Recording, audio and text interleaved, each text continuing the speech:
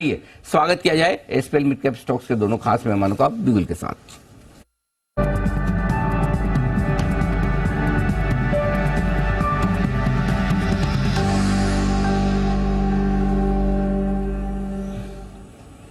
बालिया साहब सुप्रभात। शुरुआत आप करें सर, बताएं सर लॉन्ग टर्म पिक।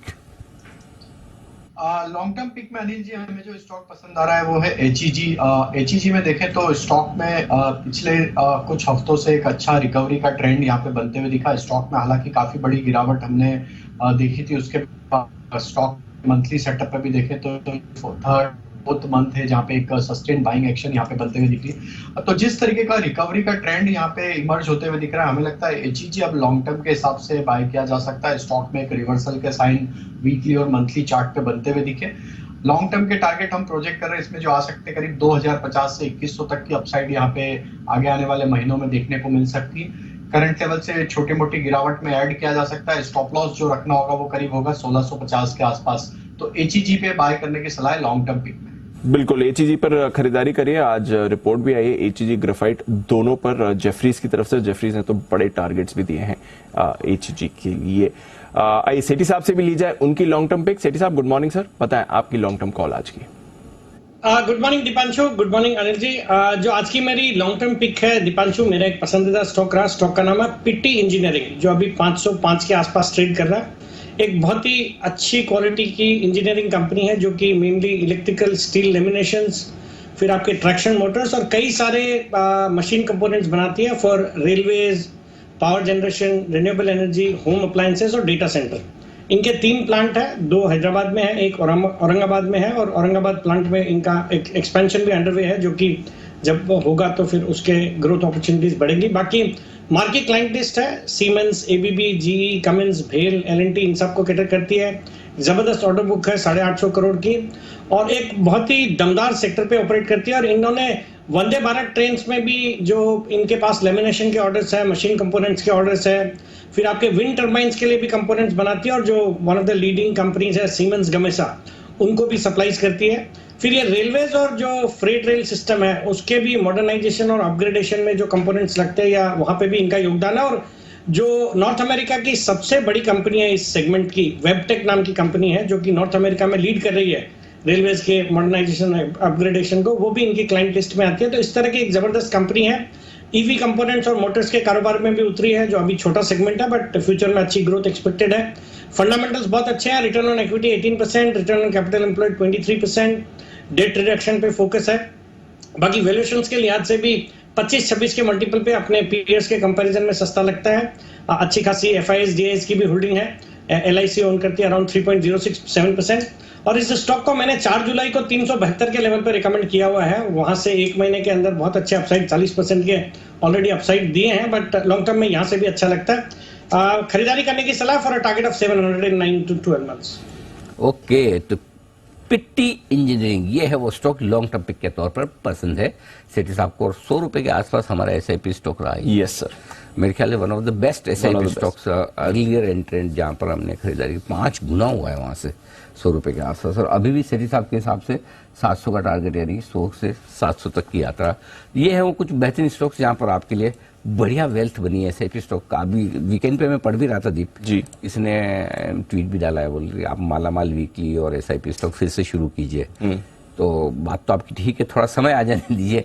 इतने ओवर हीटेड मार्केट में थोड़ा सा मतलब क्या है कि सारे स्टॉक्स बढ़े हुए बहुत हैं, इस वजह से हम चाहते हुए भी थोड़ा सा इंतजार करना चाहते हैं कि थोड़ा रुक के करें तो बेहतर है। थोड़े से वैल्यूएशंस अट्रैक्टिव हो जाए उसके बाद करना थोड़ा सा ठीक रहेगा। लेकिन हाँ, इरादा बिल्कुल है जैसा आपने कहा, तो हम करने की कोशिश जरूर करेंगे। आपने अपने बर्थडे के दिन नहीं दिया था, हालांकि बर्थडे पिक नहीं था उस दिन, एसआईपी पिक था। बर्थडे के दिन का बर्थडे दिन दिया था। एसआईपी स्टॉक था 2 जून 2021, 102 पर था तब दिया था। तो वहां से देख लीजिए, 2 साल में देख लीजिए, 2 साल में देख लीजिए। 100 वाला 400 अच्छे 500 माफ 500 बिल्कुल। ओके, चलिए बढ़िया है, जिन्होंने खरीदा है तो अच्छी बात है। आइए वक्त है न्यूज पर यूज सेगमेंट का। मुलाकात करेंगे कॉनकॉर्ड बायोटेक से।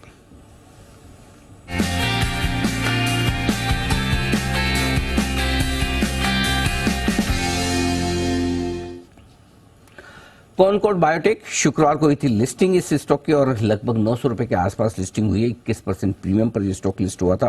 इश्यू प्राइस थी 705 से 741 रुपए, यानी कि प्राइस बैंड था 741 पे प्राइस किया गया और अभी भी स्टॉक 925 रुपए के आसपास ट्रेड करता हुआ दिख रहा है। अच्छा रेस्पॉन्स मिला था इशू को, 25 गुना इशू भरा था। क्यूआईबी कैटेगरी में 67 टाइम्स, रिटेल लगभग 4.25 गुना, एचएनआई कैटेगरी में 17 गुना। अच्छा मजबूत लिस्टिंग होती हुई दिखी है। आइए आपकी मुलाकात करवाता हूं कंपनी के दो खास मेहमान हमारे साथ कार्यक्रम में शामिल हो रहे हैं। अंकुर वैद साहब कार्यक्रम में शामिल हो रहे हैं, जो कि जॉइंट एमडी और सीईओ हैं। नागपुर यूनिवर्सिटी से वैद साहब ने केमिकल इंजीनियरिंग में बैचलर्स ऑफ टेक्नोलॉजी की डिग्री हासिल की है और रोचेस्टर यूनिवर्सिटी से आपने एमबीए भी किया है। इंडस्ट्री का 15 साल से ज्यादा का गहरा अनुभव है। दूसरे मेहमान हैं हमारे साथ ललित सेठी साहब, जो कि कंपनी के सीएफओ हैं। मार्च 2022 से कंपनी के साथ हैं। चार्टर अकाउंटेंट तो हैं ही, साथ ही आपने कई सारी बड़ी कंपनियों के साथ काम करने का भी अनुभव है। Tilak Nagar industries, Dabur, East India hotels, American Express bank, Sethi साहब का अनुभव है। आइए आप दोनों का बहुत बहुत स्वागत है। सबसे पहले तो आप दोनों को बहुत बहुत बधाई। दमदार रेस्पॉन्स आपके इशू को मिला। 25 गुना इशू भरना किसी भी लिहाज से छोटी बात नहीं, बहुत बड़ी बात है। इसके साथ साथ लिस्टिंग बड़ी दमदार हुई, यानी कि इन्वेस्टर्स का भरोसा इशू के वक्त भी और लिस्टिंग के बाद भी बरकरार रहा। तो वैद साहब, सबसे पहले तो आपसे शुरुआत करना चाहता हूं। बधाइयां। और सर, कैसे रही लिस्टिंग आपकी उम्मीदों के मुताबिक? उम्मीदों से ज्यादा प्यार कम मिला है, बराबर मिला है, ज्यादा मिला है सर? प्यार तो हमेशा हमें मिला है and we have been very thankful to everyone जिन्होंने हमको इतना प्यार दिया है जी। हमारे पुराने इन्वेस्टर्स हमारे साथ थे, रेयर हमारे साथ था जब लिस्टिंग हुई, Rekha ji was there, क्वाड्रिया capital से हमारे जितने कस्टमर्स थे, काफी इंपॉर्टेंट कस्टमर्स हमारे साथ थे। तो प्यार हमें बहुत मिला है और उसके लिए हम बहुत शुक्रगुजार हैं सबका। तो वैद साहब, देखिए, इतना प्यार जब मिलता है तो जिम्मेदारियां बहुत बढ़ जाती है। अब आपके इन्वेस्टर्स जो नए आए हैं कंपनी में, पुराने वाले तो खैर आपको जानते पहचानते हैं सालों से, लेकिन जो नए आए वो कंपनी के विजन के बारे में आपसे जानना समझना चाहते हैं, क्योंकि अब चूंकि आप लिस्ट हो चुके हैं तो थोड़ा आप आगे फ्यूचर का आउटलुक वगैरह बता सकते हैं, गाइडेंस बता सकते हैं, विजन बता सकते हैं। 3 साल 5 साल में आप कंपनी को कहाँ ले जाना चाहते हैं? देखिए, हमारा जैसे फोकस हमने बोला है कि हमारा फोकस फर्मेंटेशन एपीआईज की तरफ है एंड 2000 से अब तक हमने जितने भी एपीआई बनाए हैं वो सिर्फ फर्मेंटेशन फोकस्ड ही हैं। गोइंग फॉरवर्ड ऑल्सो अगर आप देखें हमारी जो पाइपलाइन है वो इसी कैटेगरी ऑफ फर्मेंटेशन एपीआईज में है, इन डिफरेंट थेरेपेटिक क्लास, चाहे वो ऑन्कोलॉजी हो, एंटी इन्फेक्टिव्स हो, एंटी फंगल हो, इम्यूनोसप्रेसेंस हो। तो हमारा फोकस फर्मेंटेशन एपीआईज की तरफ ही रहेगा और इसको देखते हुए हमने एक नई फैसिलिटी 2000 FY22 में चालू की थी, जहां पे हमने 800 metre cube of fermentation capacity डाली है vis-a-vis the 450 metre cube that we have at unit 1। तो हमने अपनी कैपेसिटी को बहुत बढ़ाया है, which will be used for capacity expansion के लिए यूज होगा एंड कमर्शियलाइजेशन ऑफ ये जो R&D प्रोडक्ट्स हैं उनके लिए होगा। जस्ट जून ऑफ 2023 में हमारा ये फैसिलिटी इंस्पेक्ट हुआ था यूएसएफडीए से एंड कुछ दिन पहले ही, आई वुड से लिस्टिंग से एक दिन पहले, हमको यूएसएफडीए से EIR रिपोर्ट भी आ गई इस प्लांट के लिए, which is a very very big milestone for us. तो इसमें क्या है, अभी ये दोनों साइट्स जो हैं, ये यूनिट 1 एंड हमारी जो न्यू साइट है, ये एट पार हो गई है from regulatory standards and this will definitely help us to increase our growth in the coming years।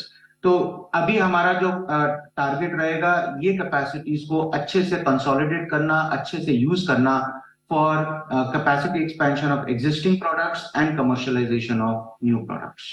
बात है। तो अब ये आपके लिए आगे टारगेट है। सेठी साहब, आपसे एक अंदाजा ग्रोथ के बारे में लेना चाहता हूं। आमतौर पर जनरली सब लोग जानते मानते हैं कि जब आईपीओ आता है तो कंपनी की ग्रोथ बड़ी स्ट्रांग दिखती है। पिछले 2-3 साल की जाहिर सी बात है कि मजबूत आंकड़े नजर आते हैं, लेकिन आईपीओ आने के बाद और हायर बेस पे क्या कंपनी उतनी ही मजबूती से या उससे ज्यादा ग्रो कर सकती है? आपका क्या अंदाजा है रेवेन्यू के लिहाज से? अगले 3 साल के लिए आप व्यू देना चाहें, रेवेन्यू, मार्जिन, मुनाफे के लिहाज से किस तरह की ग्रोथ की उम्मीद रखी जाए? बिल्कुल, जैसे पिछले सालों में भी हम लोगों की जो ग्रोथ थी वो 18% CAGR की रही है। पिछले 8 साल से देखें या 10 साल से देखें, we have been growing at a CAGR of around 18%। और अभी जैसे हसन ने बताया कि अभी हम लोगों के पास कैपेसिटीज अवेलेबल है, हमारे पास नए प्रोडक्ट्स अवेलेबल हैं, इन कैपेसिटीज को, प्रोडक्ट्स को और नई रेगुलेटरी अप्रूवल्स उनसे हम लोगों के पास आई हैं। उनको मद्देनजर रखते हुए ये जो सी ग्रोथ है वो उससे पहले से अच्छी होने की उम्मीद है। जहां तक प्रॉफिटेबिलिटी का सवाल है, मार्जिन का सवाल है, एबिटा मार्जिन का सवाल है या पैट मार्जिन का सवाल है, जो हम लोगों के हिस्टोरिकल रहे हैं उसमें जैसे जैसे इकोनॉमिक ऑफ स्केल इंप्रूव होंगे वैसे वैसे इंप्रूवमेंट भी आने की संभावना है। वैद साहब, जैसा आपने कहा भी और आप फॉर्चुनेट रहे कि बड़े बड़े नाम आपकी कंपनी के साथ शुरू से जुड़े रहे हैं। आईपीओ में भी झुंझुनवाला परिवार की तरफ से कोई भी स्टेक बेची नहीं गई, अभी लगभग 25% 24% के आसपास उनकी हिस्सेदारी है। क्या कुछ ये जो बड़े इन्वेस्टर्स हैं, अमल पारेख साहब हैं, झुंझुनवाला साहब हैं, इनका इरादा है फ्यूचर में आगे चलते हुए कुछ एनकेश करने का कि चलिए लिस्ट हो चुकी है, अब हम थोड़ा प्रॉफिट बुक हम भी करें, या फिर लंबे समय तक ये अब भी बने रहना चाहते हैं? देखिए, अगर आप देखें रेयर ट्रस्ट जो है वो हमेशा से एक लॉन्ग टर्म विजन से चले हैं, एंड जब तक उनको कंपनी में ग्रोथ दिखती है वो हमेशा से उन कंपनीज के साथ रहे हैं। तो we are very hopeful that they will continue हमारे साथ इस ग्रोथ स्टोरी में, बिकॉज अभी जिस तरह के हमने इंफ्रास्ट्रक्चर क्रिएट किया है, there is a lot of growth opportunity इस कंपनी में, and they look at that this will create a value for the shareholders. So I am hopeful कि जिस तरह हमने उनके साथ 23 साल का जर्नी किया है, हम आगे भी उनके साथ बने रहेंगे इन दिस ग्रोथ जर्नी। बिल्कुल, ये बड़ी बात है सर, 23 साल तक इन्वेस्टमेंट रखना। नहीं तो प्राइवेट इक्विटी फंड होते तो अब तक तो बेच बिचा के निकल भी जाते, बोले चलो हो गया बहुत। तो ये बड़े एचएनआई इन्वेस्टर्स होने का ये बड़ा फायदा भी है, जब तक ग्रोथ दिखती है वो बने भी रहते हैं। सर साहब, एक चीज और आपसे जानना चाहता हूँ, हर चीज आपकी कंपनी के बारे में बहुत बढ़िया दिखती है, शानदार, फर्स्ट क्लास। वेद साहब बढ़िया मैनेजमेंट कर रहे हैं, इतने लंबे समय से ग्रोथ भी आ रही है। सबको एक ही चीज पे सवाल रहता है कि एक, आपका चाइना से रॉ मटेरियल बहुत आता है, 32% वहां से आ रहा है, कल को कुछ ऊंचा नीचे हो गया तो हालत बड़ी खराब है वहां पर। दूसरा ये कि अमेरिका को आपका 17% रेवेन्यू वहां से आता है, तो इंपोर्ट एक्सपोर्ट दोनों तरफ से। तो धीरे धीरे कंपनी का क्या प्लान है ये डिपेंडेंसी कम करने को लेकर? तो इसमें यदि आप देखें कि जैसे 2022 में हम लोगों ने जो कैपेसिटी की एक्सपेंशन करी थी, जो रॉ मटेरियल चाइना से आता है या आया करता था, तो उसमें अब हमारी सेल्फ डिपेंडेंस है। अब हम लोग चाइना के ऊपर डिपेंडेंट नहीं है। ये चीज कहना मैं चाहूंगा आपसे कि जो चाइना से इंपोर्ट किया जाता था वो सिर्फ इकोनॉमिक्स ऑफ परचेज और मैन्युफैक्चर को मद्देनजर करके किया जाता था। ऐसा नहीं था कि हम लोग इंटरनली उसको बना नहीं सकते थे। पहले हम लोगों के पास जैसे कैपेसिटी की कंस्ट्रेंट रहती थी, इसलिए ये जरूरी होता था कि हम लोग वैल्यू एडिशन वाले प्रोडक्ट को अपने प्लान में बना के जो केपीआई है उसको हम लोग इंपोर्ट करें। आने वाले समय में भी हम लोगों की डिपेंडेंस चाइना के ऊपर नहीं है। सिर्फ इतना ही कहना चाहूंगा, it is just a question of buy और मेक डिसीजन, नथिंग एल्स। जहां तक एक्सपोर्ट्स का सवाल है, यूएस मार्केट में जैसे हम लोगों का 17% के आसपास का एक्सपोर्ट्स रहता है, जिसमें वो फॉर्मुलेशन के और एपीआई के मद्देनजर रखते हुए। जहां तक डिपेंडेंस का सवाल है, हमारी जो सी इमर्जिंग मार्केट्स हैं वो भी काफी स्ट्रांग है, डोमेस्टिक मार्केट्स हैं वो भी काफी स्ट्रांग है। और आने वाले जो से समय में हम लोगों का जो सा फोकस है वो इमर्जिंग मार्केट पे, डोमेस्टिक मार्केट पे, और जो से अपॉर्चुनिटी वाली जो सी पॉकेट्स हैं यूएस में, उस पे ही रहा है और उस पे ही रहने वाला है। ओके, तो चलिए बढ़िया, तो इमर्जिंग मार्केट पे फोकस रहेगा भी। बहुत बहुत धन्यवाद बैद साहब आपका, सेठी साहब आपका भी, और एक बार फिर से दमदार लिस्टिंग की आपको बहुत बहुत बधाई, और आगे की पारी के लिए आपको बहुत बहुत शुभकामनाएं। Thank you so much sir. Thank you. Anil ji, आपने तो कैसे कहा है लॉन्ग टर्म के लिए होल्ड करिए, 1100-1200 के टारगेट भी है मैनेजमेंट से। अब लिस्टिंग के बाद कॉन्फिडेंस और वो बढ़ता है? नहीं, बिल्कुल दीप, मुझे लगता है कि अब इसको 1100 या 1200 के प्राइस टारगेट के बजाय समय के हिसाब से होल्ड, कम से कम 2 से 3 साल के लिए। तो 3 साल का विजन जब लिस्टिंग पर मैनेजमेंट दे रहे हैं, और मैंने स्पेसिफिकली पूछा भी सेठी साहब को कि भाई हायर बेस पे आप ग्रो कर पाएंगे क्या, क्योंकि वो सबसे इंपॉर्टेंट होता है। Exactly. जब तक आईपीओ आता है तब तक आपका बेस कंपेरेटिवली लो होता है, तो वो कॉन्फिडेंस है मैनेजमेंट में। और दूसरा है कि जिस स्पेस में भी इनकी लीडरशिप है वहां पर और नए प्रोडक्ट्स की पाइपलाइन भी है, Right. जो आपको, मुझे लगता है कि इस स्टॉक को 2 साल के लिए पोर्टफोलियो में रखना चाहिए। 2 साल के लिए पोर्टफोलियो में कम से कम रखें, 1-2 क्वार्टर और रिजल्ट आएंगे, वैद साहब से इनसे हम मुलाकात भी करेंगे, सेठी साहब से समझेंगे कि रिजल्ट्स के बाद, लेकिन अभी तक all is well. All is well. चलिए, तो व्यू पॉजिटिव है, लॉन्ग टर्म के लिए पोर्टफोलियो में होल्ड करना है। आइए 10 की कमाई ली जाए राकेश जी कुणाल जी से। सर बताएं आपकी 10 की कमाई का स्टॉक। देखिए दीपांशु, 10 की कमाई में मैंने और राकेश जी ने आज एक छोटे बैंक को चुना है। स्टॉक का नाम है यूको बैंक, जिस पर हमारी मध्यम से लंबी अवधि के लिए खरीदारी की राय है। अब इस स्टॉक में हमने एक बहुत अच्छा शार्प रनअप देखा और लगभग ये स्टॉक 3 गुना हुआ। उसके बाद काफी लंबा एक कंसोलिडेशन हुआ और अब हमें लगता है कि इस कंसोलिडेशन के बाद स्टॉक दोबारा से ट्रेंड रिजम्पशन के लिए तैयार हो रहा है। तो मौजूदा स्तरों पर गिरावट में धीरे धीरे करके इसको अक्यूमुलेट करें, थोड़ा सा पेशेंस रखें, तो ये स्टॉक आपको अपने लाइफ टाइम हाइस के लेवल भी दिखाएगा और उसके परे भी जाने की इसमें पूरी पूरी ताकत है। तो गिरावट में हमारी खरीदारी की राय है यूको बैंक में। Over to Rakesh. दिवांशु, बेहतरीन टेक्निकल स्ट्रक्चर है और इसका अगर आप वीकली चार्ट देखें तो I am married to the ongoing chart pattern of UCO bank. यहाँ पर हमारे 3 से 4 महीने के लक्ष्य हैं, लगभग 41 से लेकर 43 के, एक बार 41, 43 के लेवल्स आते हैं तब इसको रिव्यू करेंगे। और जिन लेवल्स की कुणाल जी बात कर रहे हैं, इन लेवल्स के अगर कुणाल जी मैं टारगेट दे दूंगा तो दीपांशु फिर से पूछेंगे, जैसे जब हमने बीएलएस में टारगेट दिए थे, इसके अगर आप ऑल टाइम हाईज देखेंगे 2010 का, नवंबर 2010 का लेवल देखेंगे तो 138 का है। इतने बड़े लेवल्स नहीं है। अभी 41, 43 के लेवल्स के लिए हम यूको बैंक को रिकमेंड कर रहे हैं। ओके, यूको बैंक ये है आपके लिए खरीदारी करने की राय। 41 और 43 दो टारगेट की। Okay, perfect. आइए, बग्गा साहब हमारे साथ है। बग्गा साहब से एक इंटरेस्टिंग जो वीकेंड, सर आपसे कुछ खबरें जो वीकेंड पर आ रही थी उस पर आपसे राय लेना चाहता हूँ। वो बड़ी टेंशन हो जाती है हमें कई बार। वो बीच में एक आया कि चाइना और ताइवान के बीच में तनाव बढ़ रहा है, वो चाइना वाले धमका रहे हैं, मिलिट्री ड्रिल्स कर रहे हैं। दूसरी तरफ एक वो रशिया पे ड्रोन का हमला हो सकता है, वो एक नया टेंशन।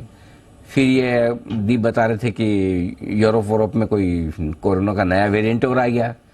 मतलब ये सब क्या हो क्या रहा है सर ये, मतलब, और ये बार बार जो खबरें आई, या मतलब इग्नोर करें क्या, थोड़ा ध्यान रखना है इसका? देखिए, यूक्रेन में कुछ होगा नहीं। अब वो ऐसे जगह पहुंच गए हैं। यूक्रेन का जो ऑफेंसिव था, वो सोच रहे थे कि पुराने इलाके जो रशिया ने लिए 2014 में हम ले पाएंगे, वो भी अटके पड़े हैं। रशिया ने माइंस लगा दिए हैं और बहुत एंट्रेंच्ड है। तो अमेरिका का भी, अभी रॉयटर्स में मैं पढ़ रहा था कल, अमेरिका ने भी यही असेसमेंट दिया है कि यूक्रेन का काउंटर ऑफेंसिव ज्यादातर फेल हो गया है। अब यह है कि जेलेंस्की गए हुए थे स्वीडन, फिर नेदरलैंड्स, वहां से इनको F-16 मिल रहे हैं, बट जितने इनको प्लेन मिले भी हैं वो रशिया उड़ा देता है अपने ग्राउंड टू एयर मिसाइल से। सो एक ये लॉकजैम सा हो गया अनिल जी। अमेरिका इसको सॉल्व नहीं होने देगा अमेरिकन इलेक्शंस तक, और बहुत यूक्रेन को मदद मिल रही है। रशिया हार नहीं सकता क्योंकि पुतिन की हालत खराब हो जाएगी अगर रशिया विड्रॉ करता है। तो ये अटका रहेगा मामला और दुनिया का इधर से इंटरेस्ट ऑलरेडी कम हो गया। यूक्रेन ने, अगर आपने नोटिस किया हो, पिछले हफ्ते एक शिप निकाली अपने ब्लैक सी पोर्ट से ग्रेन्स लेके। रशिया ने कहा था कि आपके पोर्ट से जो भी शिप जाएगी उस पर हम हमला करेंगे, उसको हम मिलिट्री की शिप सोचेंगे, बट वो शिप निकल गई। ये पॉजिटिव था, बट ये ज्यादातर रिपोर्ट नहीं हुआ। रही बात चाइना और ताइवान की, वो तो तय है कि आक्रमण तो होना है, बट ज्यादातर जो विशेषज्ञ कह रहे हैं 2027-28 उससे पहले नहीं होता। अब प्रॉब्लम यह है चाइना में जो स्केल ऑफ इकोनॉमिक प्रॉब्लम चल रही है, 21% उनके युवकों में अनएम्प्लॉयमेंट है। अब ये सब कह रहे हैं लोग कि जरूर उसमें जी जिनपिंग, ये मैं जी जिनपिंग पूरा कह रहा हूं क्योंकि ट्विटर पे कोई अनपढ़ गवार मुझे ट्रोल करने लग गया कि आप चाइना के अध्यक्ष को जी जी करके बोल रहे हैं। मैं जी नहीं बोल रहा हूं, उसका नाम बोल रहा हूं, उसका नाम ही जी है। तो क्या करे, गवार आ जाते हैं सोशल मीडिया पे। बिना अकल के। Ignore sir, ignore ignore ignore ignore. ये तो पूरा नाम लेना पड़ता। हाँ, बंसल जी को भी बड़ी मुश्किल से हमने ये सारे बंसल जी कुछ अनुभव शेयर करना चाहते। जी बंसल जी। नहीं, मैं बोल रहा हूँ अजय सर, ये प्यार है। देखिए, आपने एक बार शेयर करा था कि आपके फादर इन लॉ अजय बंगा और अजय बग्गा में कंफ्यूज हो गए थे और आपको फोन किया था, और आज उस हाइट को मैंने मतलब कि क्यूब रूट से क्रॉस करा है। आज पेपर में एक और बंगा जी का नाम था, वो प्राइवेट इक्विटी में थे। इनिशियल उनके कुछ और थे, और मैं ये सोच रहा हमारे अजय बग्गा सर ने बताया नहीं कि वो ये काम भी कर रहे हैं। तो ये प्यार है आपके लिए। देखिए, एक चीज जरूर कहूंगा मैं, जो भी देखो, ट्रोल करना सबका अपना अपना अधिकार है, लेकिन कम से कम ये तो देखें कि किनको ट्रोल कर रहे हैं। हाँ। और मतलब वो भी ग्लोबल मार्केट में बग्गा साहब हुआ। अगर बग्गा साहब जितनी 2-5% नॉलेज हमारे में आ जाती है, हमारे में इतना ज्ञान है, तो हमारा जीवन सफल हो जाता है। तो इसलिए कम से कम वो तो देखो, ट्रोल करने के लिए मैं हूं ना, मैं हूं, बंसल जी है, जितने निशाने मारे। अच्छा, कुणाल जी भी हाथ खड़े कर रहे हैं। कुणाल जी, आपको भी ट्रोल होना है?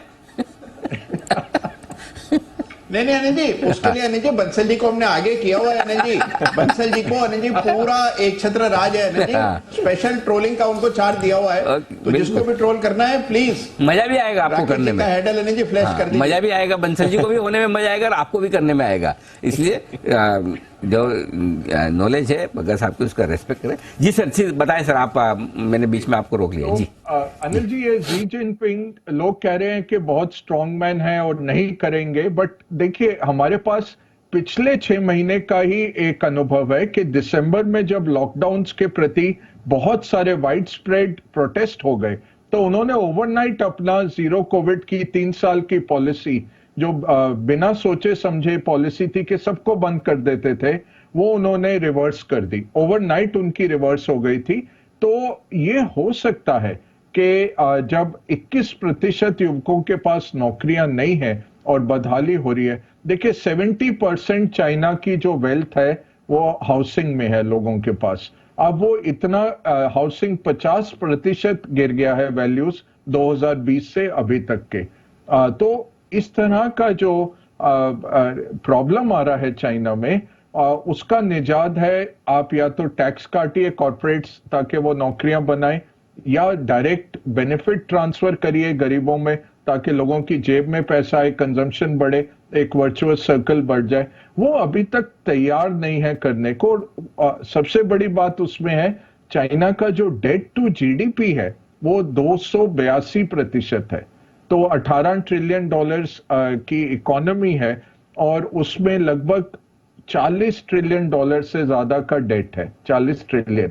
उसका जो एनबीएफसी का एक्सपोजर है, ये ट्रस्ट प्रोडक्ट्स में जहां ये प्रॉब्लम आनी शुरू हुई, अभी 100 बिलियन की प्रॉब्लम आई है, उसका एक्सपोजर 3 ट्रिलियन डॉलर है। मतलब ब्रिटेन की इकोनॉमी जितना बड़ा एक्सपोजर शैडो बैंकिंग में है, और लगभग 45% बैंक्स का जो कर्जा है वो रियल एस्टेट में है।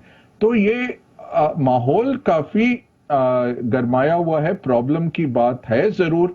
जितना पैसा उनके पॉलिट ब्यूरो की बैठक के बाद 7 बिलियन डॉलर गया था चाइना के स्टॉक्स में, वो सारा वापस निकल आ चुका है।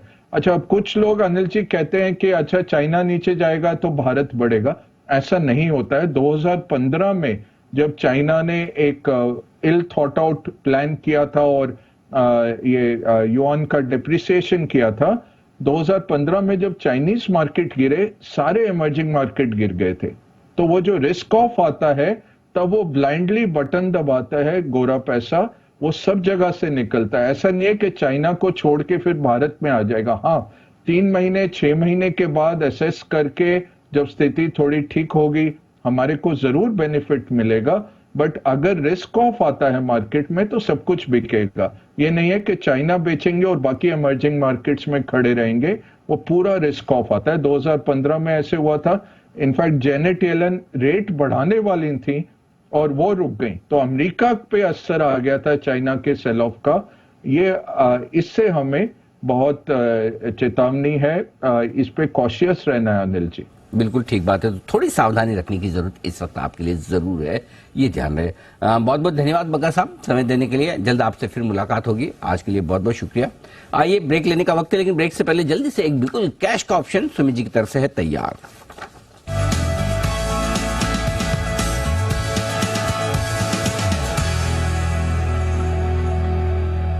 सुमित जी बताएं सर। अनिल जी, कैश का ऑप्शन में स्टॉक स्पेसिफिक ऑप्शन है। बाय साइड का स्टॉक अभी रडार पे आया है। स्टॉक का अभी भाव चल रहा है 229.50। स्टॉक का नाम है कोल इंडिया।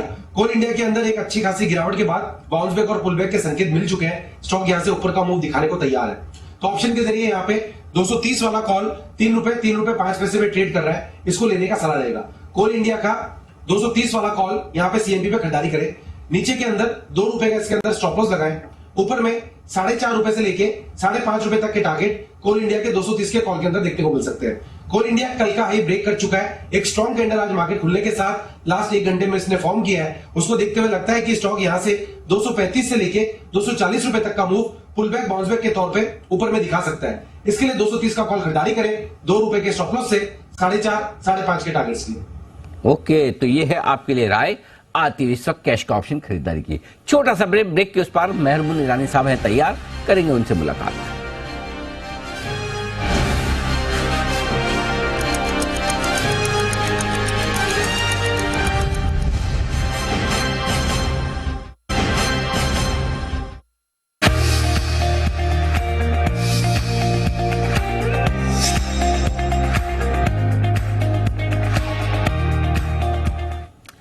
मार्केट आउटलुक इस खास सीरीज में बाजार के जाने माने दिग्गज मेहरबून ईरानी सर आज हमारे साथ कार्यक्रम में हो रहे हैं शामिल और उनसे करते हैं मुलाकात। एक बार जरा शुरुआत मेहरबून सर, सबसे पहले बहुत बहुत स्वागत है सर आपका, धन्यवाद।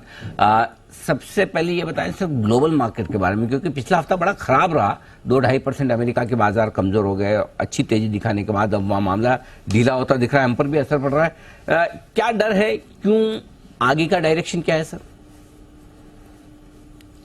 थैंक यू अनिल जी, आपसे बात करने को हमेशा बहुत अच्छा लगता है। मैं जानता हूं कि आप जो बात करते हो उससे ज्यादा भी आप सोचते रहते हो, क्योंकि आप क्वालिफाइड हो, अनुभवी हो, तो हमेशा मजा आता है। आई थिंक ग्लोबल मार्केट्स के बारे में मेरा व्यू एक सिंपल है कि अगर ग्लोबल मार्केट्स की बात करें तो लोग यूएस के बारे में सोचते हैं और चाइना के बारे में सोचते हैं। रही बात चाइना की, आज जितनी नेगेटिव स्टोरीज आप चाइना के बारे में सुनते हो शायद आपने कभी नहीं सुना होगा, और आज भी लोग कहते हैं कि चाइना की सिचुएशन और भी खराब होने वाली है। और China, Anil ji, has always been a friendless country. China के बारे में कभी कोई अच्छा बात नहीं करता, कोई ट्रस्ट नहीं करता, और आज उनके बारे में ट्रस्ट और भी कम हो गई है। On the other hand, India is a very well marketed story. आज फॉरेन इन्वेस्टर्स को पूछे इंडिया के बारे में तो ऑलवेज टॉक पॉजिटिव। चाइना, जब तक चाइना परफॉर्म नहीं करेगा कोई चाइना के बारे में बात नहीं करेगा, और आज की तारीख में चाइना को फिर से बाउंस बैक करना अभी के लिए डिफिकल्ट लगता है, डिस्पाइट द फैक्ट कि चाइना की जो सेंट्रल बैंक है is showing signs of easing. तो if and when the growth comes back in China, तभी की बात तभी, that can possibly at that time affect inflows into other emerging markets, but वो अभी के लिए लगता नहीं है। रही बात यूएस की, अगेन फिर से लोग कहते हैं कि यूएस भी गिरेगा, बाइडन का प्रॉब्लम होता है, ट्रम्प का प्रॉब्लम है, आपस में मारामारी है, गोइंग टुवर्ड्स डिजास्टर, काफ़ी सारे हम लोग स्टोरीज पढ़ चुके हैं। लेकिन मेरा पर्सनल मानना है कि यूएस का जो फर्स्ट हाफ था यूएस मार्केट्स का इतना पॉजिटिव था 2023 का, अगर आप हिस्टोरिकल देखो कि जब भी फर्स्ट हाफ इतना पॉजिटिव होता है तो नेक्स्ट हाफ में यूएस मार्केट्स अभी तक कभी लुढ़का नहीं है। तो यूएस के बारे में मैं कहूँगा कि June was excellent, July was excellent, अभी एक पुल बैक है।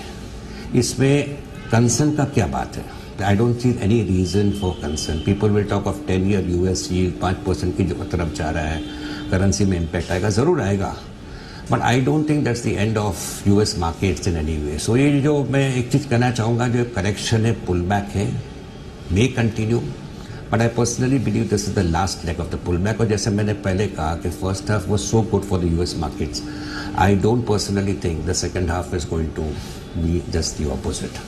So I would say that US markets corrective phase, but not for too long. So ये मेरा पर्सनल व्यू है ग्लोबल मार्केट्स के बारे में। At this moment India definitely is in a sweet spot. बिल्कुल, तो कम से कम मतलब ग्लोबल मार्केट बहुत ज्यादा खराब नहीं होंगे सेकेंड हाफ में, ये आप कह सकते हैं। हमारे बाजारों का क्या, 2 चीजें हैं सर। एक, अपनी परफॉर्मेंस दमदार रहेगी नहीं रहेगी, क्योंकि एफआईज ने थोड़ा बेचना शुरू किया तो लोगों को फिर से डर लग रहा है। दूसरा ये कि ग्लोबल मार्केट के मुकाबले में हम अभी भी बेहतर करेंगे या नहीं करेंगे। आई थिंक अनिल जी, हम लोग बात करते आ रहे हैं कि Indian markets have become Fairlie valued और थोड़ा सा ओवरबॉट है, ओवर कॉन्फिडेंस है। तो थोड़ा सा पिछले 5-7 दिन में आपने भी बिल्कुल ठीक कहा कि एफआईआईज की थोड़ी सेलिंग हुई है तो लोग अभी फिर से एप्रीहेंशन शुरू किया है। तो I think that is in a way a little bit healthy for the market, कि काफ़ी ओवर कॉन्फिडेंट हो गया था, काफ़ी ओवरबॉट दिख रहा था। और अगर मुझे आप पूछो तो मेरा पर्सनल व्यू है मार्केट में करेक्शन आना उचित है। The point has people are still refusing to sell. तो थोड़ी सी अगर सेलिंग आती है, थोड़ा सा करेक्शन आता है, I think that could be possibly healthy for the market. At the moment मेरा पर्सनल व्यू है कि I would avoid large caps for now, क्योंकि लार्ज कैप्स में अगर आप कहते हो कि 18,500 या 19,000 तक करेक्ट हो सकता है, फिर से वापस बाउंस होके रेजिस्टेंस आएगा, ये आएगा, वो आएगा, तो मुझे फ्रंटलाइन स्टॉक्स में except for couple of them here and there ज़्यादा पैसा बनता दिखता नहीं है। रही बात mid caps and small caps की, I would personally believe and I would advise your knowledgeable audience कि pull back will provide opportunities. जो सेक्टर्स आपको पसंद थे, जो स्टॉक्स पसंद थे, जोर से अगर बढ़ गए हो, एक पुल बैक की राह देखो before putting in incremental money. Indian markets के बारे में मेरा पर्सनल मानना है कि थोड़ा सा नेगेटिव फैक्टर्स है, कंसर्न फैक्टर्स है, फैक्टर्स जिसको वॉच आउट करना चाहिए। वो पहला monsoon, I think this factor is getting a little bit ignored. कल पहली बार फ्रंटलाइन पेजेस पे आने लगे नॉर्मल न्यूज़पेपर्स के कि monsoon is as of now not looking very good for the country and there could be deficit in quite a few regions. Will that affect inflation? Answer is yes. Consumer plus inflation, फिर से बात होगी, RBI rate बढ़ाएगा, ये होगा, वो होगा। और इलेक्शन ईयर में inflation is certainly not a very big positive for even the ruling party with the market likes. Second factor inflation हो गया। थर्ड फैक्टर है रूपी डेप्रिसिएशन। जोर से रूपी डेप्रिशिएट हुआ है। यूएस डॉलर इंडेक्स फिर से 103 के ऊपर गया है। अगर रूपी 85 के आसपास आता है और उसके ऊपर चला जाता है, I think again the market will show little bit of fear and worry. और गोइंग अहेड, मैं हमेशा कहते आ रहा हूँ, आई थिंक शायद मैं पहला आदमी हूँ जो भी कह रहा हूँ, बट आई पर्सनली बिलीव ये शोर जो है वो बढ़ते जाएगा, वो है पॉलिटिकल नॉइस का अगले 2-4-5 महीने में। So I think this are the factors which one needs to look at. हमें समझना चाहिए कि अजय बग्गा मेरे दोस्त भी कह रहे थे अभी, एक ग्लोबल मार्केट में प्रॉब्लम है, India alone can not go on performing, वो भी बात सही है। So I think all these factors put together, one should be a little bit on the watch, wait for pullback and buy into stocks belonging to sectors which you believe will continue to do well. Perfect. ये Indian markets के लिए आपका outlook, लेकिन जब आप कह रहे हैं कि इंडियन मार्केट्स में स्टॉक स्पेसिफिक रहे, लार्ज कैप से थोड़ा दूर रहे, मिड कैप ज़्यादा बेहतर हो सकते हैं, बताएं सर क्या पसंद है आपको? मैं लार्ज कैप्स के बारे में एक स्पेसिफाई करना चाहूँगा। Large caps always makes you feel comfortable, मैं ना नहीं कहता हूँ, लेकिन अपसाइड में आज के तारीख से अगर 5, 7, 8, 10% मिलना आपको दिखता है और इतने नेगेटिव्स आपको दिख रहे हैं अक्रॉस द वर्ल्ड, तो why should you put in incremental money? वही एंगल से मैं कह रहा हूँ। Otherwise are not against large caps as such, from an investment angle कहूँगा। रही बात सेक्टर्स जिस पे मैं बुलिश हूँ, continue to be bullish on the same sectors Anil, जो मैं हमेशा कहते आ रहा हूँ, जैसे कि रेलवेज है, होटल्स है, इंफ्रास्ट्रक्चर है, ऑटो एंसीलरीज है, पावर एंसीलरीज है और सेकंड टियर बैंक्स है। I think I have been consistently positive on them. अगर आप उनके परफॉर्मेंस देखो, they have performed exceedingly well. Pullback पे, I don't mind buying the same sectors and some good quality stocks in them and putting in incremental money. Negative, I remain negative on rural dependent sectors. If the monsoon really turns out to be not very good, तो all these rural dependent sectors जो है, I think that can take a hit, which can include a little bit of FMCG also because food inflation बढ़ेगा.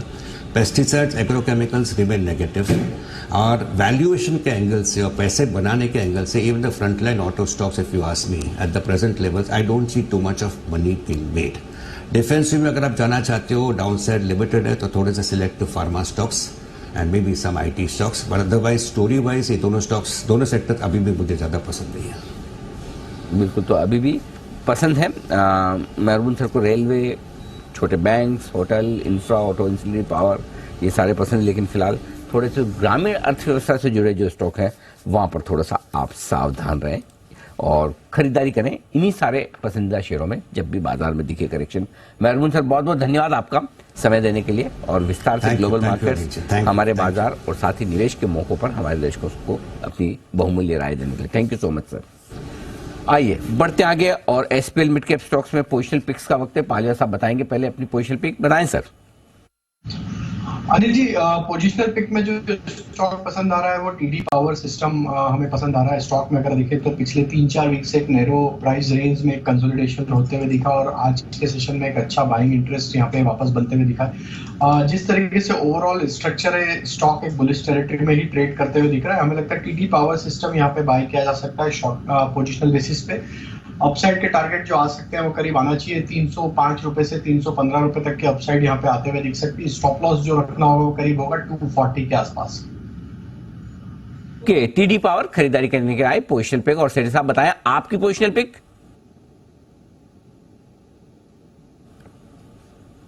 सेठी साहब, जैन साहब तो चले गए, अब आप अनम्यूट हो जाइए। सॉरी अनिल जी, 25 मिनट से आप आए नहीं। हालांकि मैं अपने जब आप न्यूज पर व्यूज कर रहे थे, बार बार सेठी साहब कर रहे थे, तो मैं बार बार घूम जाता उनका भी नाम। तो मैं जानबूझ के आपको छेड़ रहा था, आपको पता चला? नहीं तो उस दौरान तो मैं छोड़ नहीं था, बाद में फिर मैंने कर दिया। जी बढ़िया है जी सर, बताएं। अनिल जी, आज का जो मेरा पोजिशनल पिक है, स्टॉक है टेक्सटाइल सेक्टर से, जो आज फोकस में है। सभी टेक्सटाइल स्टॉक्स अच्छा कर रहे हैं। वहां से आज मैंने पिक किया अंबिका कॉटन को।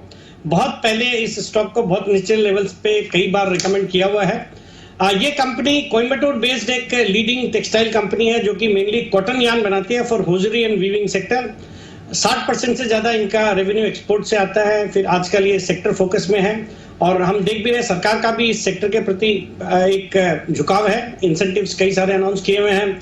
फिर चाइना +1 जिसकी बातें दुनिया भर में होती हैं, तो उसका जो सबसे बड़ा बेनिफिशियरी भारत के लिए apart from manufacturing and all, ये टेक्सटाइल सेक्टर को मिला है और उसका फायदा सब कंपनियों के परफॉर्मेंस में भी देखा जा रहा है। फिर एक फंडामेंटली अच्छी कंपनी है, डिविडेंड यील्ड है क्लोज टू 2.3%। फिर ऑपरेटिंग प्रॉफिट मार्जिन से 18-19% के एक लो डेट कंपनी है और वैल्यूएशन के लिहाज से भी कंपैरेटिवली सस्ता स्टॉक है। मुझे लगता है इस स्टॉक को करंट लेवल्स पे खरीदना चाहिए। मेरा इसमें पोजिशनल टारगेट है 1625 का, स्टॉप लॉस रखना है 1485 रुपए। 1485 के स्टॉप लॉस के साथ करें खरीदारी। ये राय आपके लिए अंबिका कॉटन। थोड़ी देर में हम लेंगे शॉर्ट टर्म पिक्स भी दोनों से और साथ ही 10 की कमाई का स्टॉक है हिमांशु जी भी बताने वाले हैं। लेकिन उससे पहले आइए वक्त है एक और न्यूज पर न्यूज सेगमेंट का। आईपीओ वाली कंपनी है तैयार।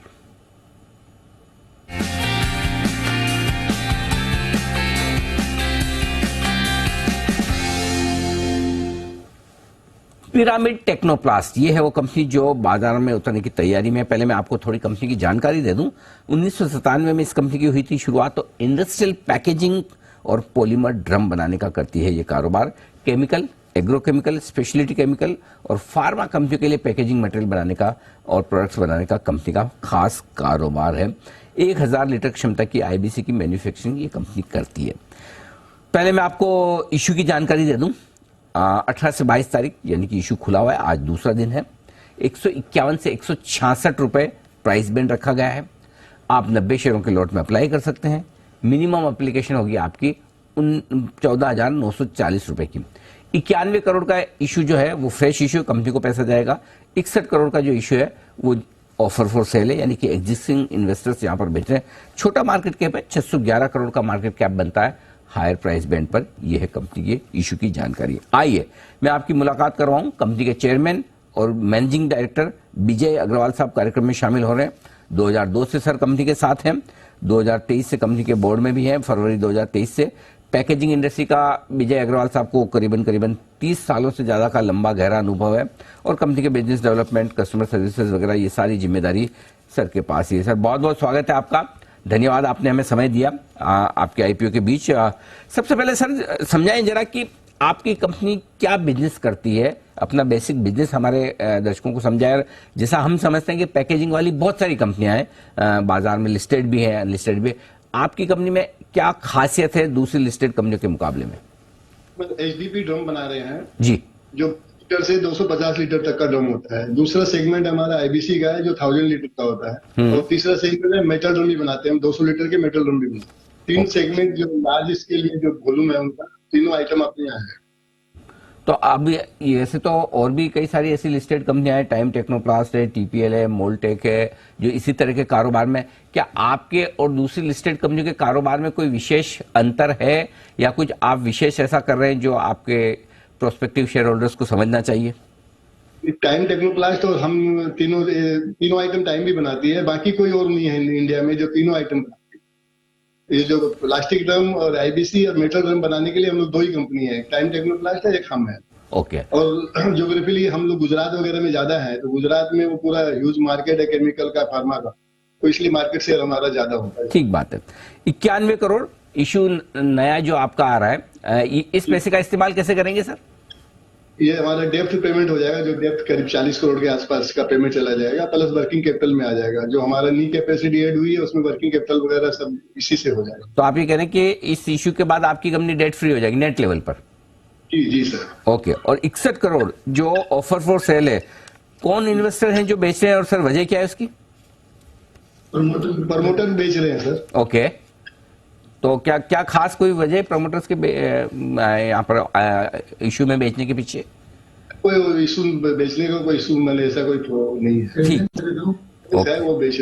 ओके, ठीक है, बहुत बढ़िया। ज्यादा आपका कारोबार जो मैं समझ रहा हूँ इस केमिकल, स्पेशलिटी केमिकल इस इंडस्ट्री से आता है, राइट?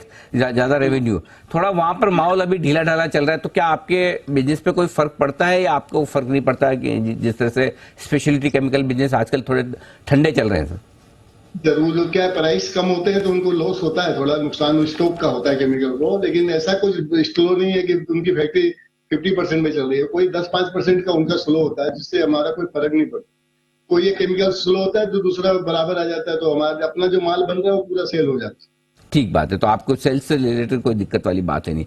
60% आपका रॉ मटेरियल कॉस्ट आता है करीबन आपकी टोटल, उसमें रॉ मटेरियल है आपकी टोटल कॉस्ट का, और मेरे ख्याल से आपको काफी कुछ इंपोर्ट भी करना पड़ता है, राइट?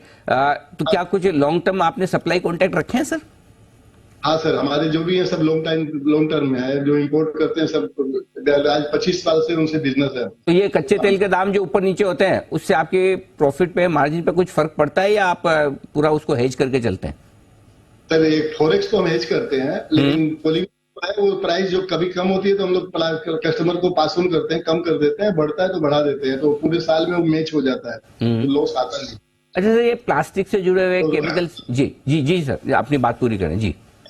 फॉर्मूला बेस है, जो रिलायंस की प्राइस आती है 1 तारीख को, उसके हिसाब से प्राइस देते हैं, उस हिसाब से चला जाता है। अग्रवाल साहब, आमतौर पे जनरली ये रहता है कि ये ऐसी स्पेस है जिसमें सरकार का दखल काफी रहता है, पॉलिसीज वगैरह चेंज होती रहती है, थोड़ा सा लगता भी है कि पोल्यूशन वगैरह को लेकर, जैसे बीच में सिंगल यूज वाले प्लास्टिक को बैन कर दिया, इस तरह की आपके प्रोडक्ट्स में कोई रेगुलेटरी रिस्क है? नहीं सर, एपीआर उन लोगों ने लाया गवर्नमेंट ने, लेकिन अपना जो ड्रम बनता है वो कोई रोड पे वेस्ट नहीं है, ये रीयूज हो जाता है, कोई पोल्यूशन क्रिएट नहीं होता है इससे। ओके। एक चीज जो मैं आपके देख रहा था मार्जिन्स के लिहाज से, आपके करीबन जो मार्जिन्स है पिरामिड के लगभग 12% 14% के आसपास के एबिटा मार्जिन्स पर आप काम कर रहे हैं, जो इंडस्ट्री में थोड़े 19% के आसपास की, 15% के आसपास आपके, सॉरी माफ कीजिएगा, 10.5% के आसपास के आपके मार्जिन्स है, इंडस्ट्री एवरेज 14% के आसपास है। आपके मार्जिन्स थोड़े कम है, साइज छोटी है, लेकिन फिर भी आप वैल्यूशंस इंडस्ट्री लीडर जैसे टाइम टेक्नोप्लास्ट वगैरह है उनके बराबर के ले रहे हैं, उसके पीछे कोई खास वजह? आगे हमारा ग्रोथ ज्यादा होगा ना। ओके। हम अभी एक लार्ज, अभी बहुत वॉल्यूम हो सकता है, बढ़ सकता है हमारा। तो आगे ग्रोथ किस वजह से आएगी सर? क्या कुछ नई कैपेसिटी आप ला रहे हैं या कैपेसिटी जो अभी आप यूज कर रहे हैं उसमें बढ़त होने वाली है? दोनों ही होगा सर, ज्योग्राफिकली भी कुछ चेंज करेंगे हम, जो भी हम गुजरात में तो उसको दूसरे जगह पर भी लेकर जाएंगे। ओके। और अभी आपका कैपेसिटी यूटिलाइजेशन कितना है सर? ऑलमोस्ट 100% ही सर, 80% आउटपुट मिलता है, वो पूरा मिल रहा है। तो फिर तो आपको नई कैपेसिटी लाने से ही फायदा होगा। कुछ नया कैपेक्स प्लान कर रहे हैं, कुछ ऑलरेडी कैपेसिटी बढ़ाने का आपका प्लान चल रहा है? हाँ सर, यूनिट 7 इस महीने में चालू हुआ है अपना। हाँ, और उसका भी प्लान है 2 और लाने का। ओके, चलिए बहुत बढ़िया सर, धन्यवाद आपने समय दिया और अपने आईपीओ पर बातचीत की। बहुत बहुत शुभकामनाएं। आपका आईपीओ कल बंद होने वाला है, इश्यू तो ऑलरेडी भर ही चुका है, तो आप प्रसन्न भी दिख रहे हैं, आपके चेहरे पे मुस्कुराहट भी है, इश्यू तो पार निकल गया है। अब देखते हैं कल तक कितना और रेस्पॉन्स आता है। अग्रवाल साहब बहुत बहुत धन्यवाद, शुक्रिया सर।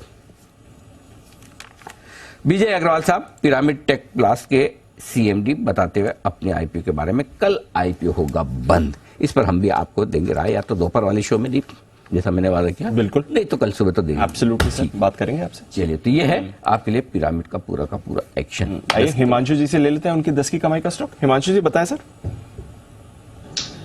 जी दीप, तो 10 की कमाई के लिए दीप मुझे पसंद है प्राज इंडस्ट्रीज, जिसमें खरीदारी करनी है करंट लेवल्स पर भी।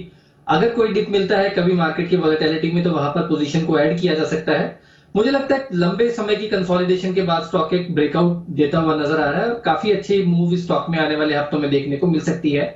तो मेरा मानना है कि 575-590 रुपए के दो टारगेट्स के लिए प्राज इंडस्ट्रीज में खरीदारी करें। जैसा मैंने कहा कि इन लेवल्स पर भी और कोई गिरावट मिलती है उस पर भी, और स्टॉप लॉस के तौर पर क्लोजिंग बेसिस पे 465-470 रुपए के नीचे का आप स्टॉप लॉस मेंटेन कर सकते हैं।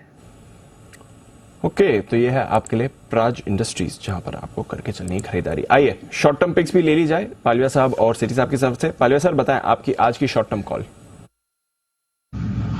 तो दीपांशु जी, शॉर्ट टर्म पिक जो रहेगी वो रहेगी टीबीजेड। तो ये ज्वेलरी स्टॉक्स में, ज्वेलरी रिलेटेड कंपनीज में आज एक अच्छा मोमेंटम बना है, तो टीबीजेड पे हमारा फोकस है। स्टॉक में देखे तो नियर टर्म चार्ट पे एक अच्छा ब्रेकआउट यहाँ पे बनते हुए दिखा है। अपसाइड के टारगेट हम प्रोजेक्ट कर रहे हैं, इसमें आना चाहिए करीब 140-145 तक के। स्टॉप लॉस जो रखना होगा वो होगा करीब 105 के आसपास। तो टीबीजेड पे बाय करने की सलाह है short term pick. Okay, TBZ बड़े दिनों बाद ये स्टॉक रिकमेंडेशन लिस्ट में आया है, तो यहां पर खरीदारी करने की राय आपके लिए आती हुई। आइए सेठी साहब से भी जान लेते हैं उनकी शॉर्ट टर्म पिक बताएं सर। बिल्कुल अनिल जी, आज की जो मेरी शॉर्ट टर्म पिक है एक रियल एस्टेट स्टॉक है। स्टॉक का नाम है श्रीराम प्रॉपर्टीज, जो श्रीराम पीपीएस के नाम से एनएससी का टिकर है। 73 रुपए के आसपास अभी ट्रेड कर रहा है। एक लीडिंग रियल एस्टेट डेवलपर है साउथ इंडिया में, मेनली बेंगलुरु और चेन्नई में काम करता है। इसके अलावा कोलकाता में भी इनका एक्सपोजर है और कोलकाता में 197 एकड़ की इनकी वैल्यूएबल लैंड बैंक है। बाकी हम देख रहे हैं जितने भी south based real estate companies है, शोभा, ब्रिगेड, प्रेस्टीज, पूर्वांकरा, सबने अच्छे नतीजे दिए। इसने भी इस तिमाही के नतीजे बहुत ही दमदार दिए और वहां पे एक अच्छा ट्रैक्शन सभी रियल एस्टेट कंपनीज में देखा जा रहा, तो उसका एक फायदा मिलना चाहिए। बाकी इनके 51 ऑनगोइंग प्रोजेक्ट चालू है और जिसमें ये 54 million square feet development potential की इनके पास लैंड बैंक है और ये FY24 में 30 मिलियन स्क्वायर फीट लॉन्च करने वाले हैं। बाकी फी बेस्ड भी डेवलपमेंट मैनेजमेंट बिजनेस मॉडल है इनका, जिसमें इन्होंने FY23 में करीबन 62 करोड़ रुपए कमाए हैं उस सेगमेंट से। डेट रिडक्शन पे फोकस है, रिफाइनेंस किया है डेट को, उससे कॉस्ट, इंटरेस्ट कॉस्ट भी कम हुआ है। फंडामेंटल्स मजबूत है और FIs में अच्छी खासी हिस्सेदारी है, जिसमें नोमुरा है, निपॉन है, SBI लाइफ, ICICI सिक्योरिटीज और TPG एशिया, ये सब मेजर होल्ड करते हैं इसमें। तो अच्छा स्टॉक है, मुझे लगता है करंट लेवल्स पे खरीदना चाहिए for a target of 80, stop loss of 70 rupees. Okay, 70 रुपए का स्टॉप लॉस, 80 का टारगेट, खरीदारी श्रीराम प्रॉपर्टीज में आपके लिए। आइए बताने आपको कि शुक्रवार को हमने आपको कहा था कि शनिवार को है वर्ल्ड फोटोग्राफी डे और आप अपने प्रोडक्ट, मनपसंद प्रोडक्ट के साथ सेल्फी खींच के भेजिए। हम दिखाएंगे। तो बहुत सारे जबरदस्त उस पर रेस्पॉन्स आया है। कुछ सेल्फीज जो मैं आपके सामने रख रहा हूँ, जो लोगों ने खींच के भेजी, जरा जल्दी से एक एक करके दिखाते जाए। विपिन सोनी साहब ने माउंटेन ड्यू के साथ तस्वीर भेजी, मतलब समझ लीजिए वरुण बेवरेजेस रिकमेंड कर रहे हैं। श्री कुमार साहब ने जेके पेपर इनका पसंदीदा स्टॉक है, जेके पेपर का वो पूरा रिम लेके बैठे हैं। गौतम जी ने SBI के साथ, अच्छा SBI इनकी पसंद का शेयर है, ये उन्होंने सेल्फी खींची है। कोस्टो पेप्सी, मतलब ये भी वरुण बेवरेजेस ही हुआ। हाँ, वरुण बेवरेजेस, हमको दिमाग लगाना पड़ता है काफी। ओहो, अल्पेश शाह साहब, बिल्कुल मेरी कॉपी, आपसे इंस्पायर हुआ सर। मतलब वो तो BSc माना जाएगा फिर इनका स्टॉक भी, बिल्कुल ठीक बात है। ओके, और ये है सर्वेश कुमार। ये क्या है? ये सर्वेश कुमार साहब है ना, ये तो बहुत दिमाग के घोड़े दौड़ाएंगे। ये CDSL का लोगो है। अच्छा, okay. पता ना चले, अगर आपको लोगो पता ना हो तो मुझे ध्यान में इसलिए बताऊं कि CDSL का मेरा डीमेट अकाउंट CDSL में ही है ना, अच्छा, इसलिए लोगो आता है तो मुझे पता है। ये CDSL इनका पसंदीदा शेयर है। Got it. सर्वेश जी हमारे दिमाग की आप एकदम परीक्षा ले रहे हैं। ओह, धीरज अरोड़ा साहब, वाह, फोटो देखो धीरज जी की। धीरज जी कहाँ मार्केट में, फिल्में करो आप, जोमेटो की ब्रांड एम्बेसडर बन के एकदम। बिल्कुल मॉडल। नेक्स्ट KR चंदन, ये किसी से? चंदन साहब की तो घड़ी दिख रही, मुझे लगता है टाइटन की है। टाइटन ही हो सकता है, और तो क्या पीछे कुछ गुड नाइट लगा हुआ है। ये कौन है? सुनील पटेल। अरे पटेल साहब, गाड़ी का लोगो तो गाड़ी चेक करो, अब बताओ कौन सी कार है। गाड़ी हमें कैसे पता चलेगा? पटेल साहब अननोन। पता नहीं चला, मारुति होनी चाहिए, बाकी तो भगवान जाने। ओके, M&M टाटा मोटर्स भी पता नहीं है। ये देखो, ये दूर से बंसल जी भी लग रहे थे मुझे, इतने मुस्कुराते हुए। वोडाफोन आइडिया, बिल्कुल, हाँ वोडाफोन आइडिया। ये है वी मानस, वी मैंस, पता नहीं जो भी है। एक तो नाम पूरा लिखा करो यार, मतलब ऐसा शॉर्ट फॉर्म में इतने ट्विटर हैंडल बनाते हो अलग अलग, फिर पता ही नहीं चलता। पूरा नाम बताया करें, ओरिजिनल रखे। ये ट्विटर पे पता नहीं लोगों को क्या आदत है, अजीब अजीब से नाम रखते हैं, अजीब। डायरेक्ट लिखो ना जो है, उसमें क्या है। एनीवे, तो ये है आपके लिए सारी सेल्फी। कुछ और हम आपको फोटोग्राफ्स दिखाएंगे दोपहर के शो में भी। फिलहाल विदा लेने का वक्त है। बंसल जी, सुमित जी और साथ ही मेहुल जी, आपका बहुत बहुत धन्यवाद। पालिया साहब, सेठी साहब और हिमांशु गुप्ता साहब का भी बहुत बहुत शुक्रिया आज हमारा साथ देने के लिए। बाजार एकदम मजबूत है, 19,350 के आसपास निफ्टी 50 पॉइंट मजबूत और 44,000 के बेहद करीब बैंक निफ्टी इस वक्त 150 अंकों की अच्छी तेजी के साथ, और सेंसेक्स भी इतना ही मजबूत। विदा लेने का वक्त है, मुझे और दीप को इजाजत दीजिए और देश के प्रति सम्मान के साथ करेंगे हम शो का समापन। आइए, जय हिंद।